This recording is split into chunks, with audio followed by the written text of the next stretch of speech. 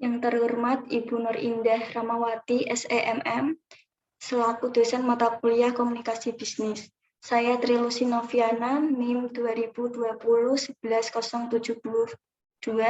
Di sini saya akan mempresentasikan masalah komunikasi bisnis PT Tokyo Land Indonesia.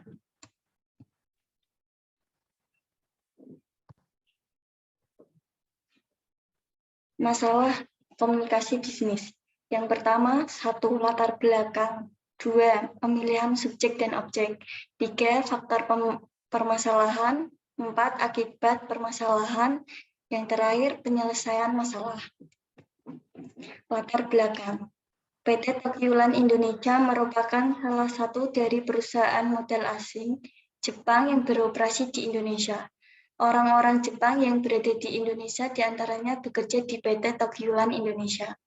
Perusahaan tersebut memiliki karyawan berkewarganegaraan Jepang dan Indonesia, sehingga komunikasi antar budaya pun tidak terhindarkan.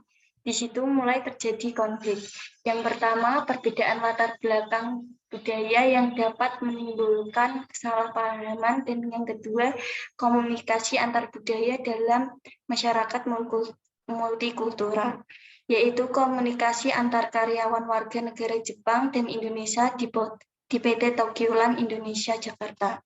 Dalam penelitian ini, penulis mengacu pada model komunikasi antar budaya dari William B. Goody Kunz dan Yun Kim. Selain itu, penulis menggunakan konsep-konsep dalam komunikasi antar budaya dari Edward T.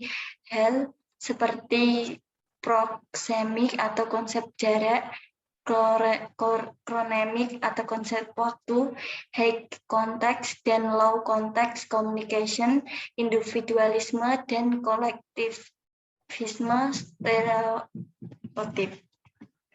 Pemilihan subjek dan objek. Objek penelitian adalah konflik komunikasi antar budaya dalam masyarakat multikultural. Subjek penelitian adalah 3 orang karyawan warga negara Indonesia dan Jepang, total 6 orang di PT Tokyo Land Indonesia.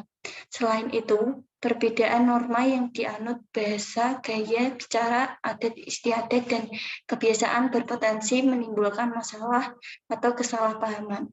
Penelitian terdahulu yang dipublikasikan dalam jurnal banyak membahas temuan bahwa perbedaan latar belakang budaya merupakan faktor yang dapat menimbulkan kesalahpahaman di perusahaan PT Tokyo Land Indonesia.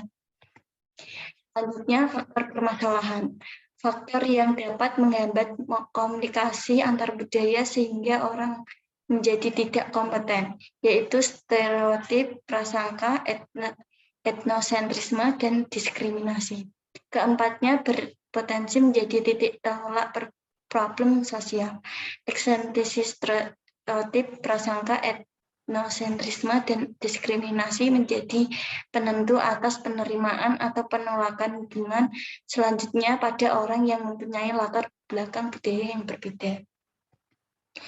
Selanjutnya, akibat permasalahan. Pertama, komunikasi yang berjalan tidak efektif. Kedua, renggangnya solidaritas karyawan Jepang dan karyawan Indonesia. Ketiga, kesalahpahaman perbedaan bahasa.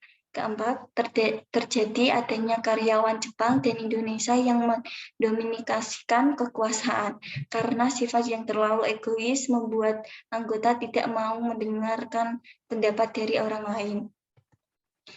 Selanjutnya, penyelesaian masalah. Konflik lebih baik diselesaikan dengan adanya selain menghormati dan menghargai, juga saling mempelajari budaya Jepang bagi karyawan Indonesia dan budaya Indonesia bagi karyawan Jepang, keterbukaan untuk mengkonfirmasi pemahaman terhadap pesan yang disampaikan, dan saling memaafkan jika terjadi kesalahpahaman. Demikian dari presentasi saya. Mohon maaf apabila terdapat kesalahan gagasan maupun tulisan. Terima kasih. Wassalamualaikum warahmatullahi wabarakatuh.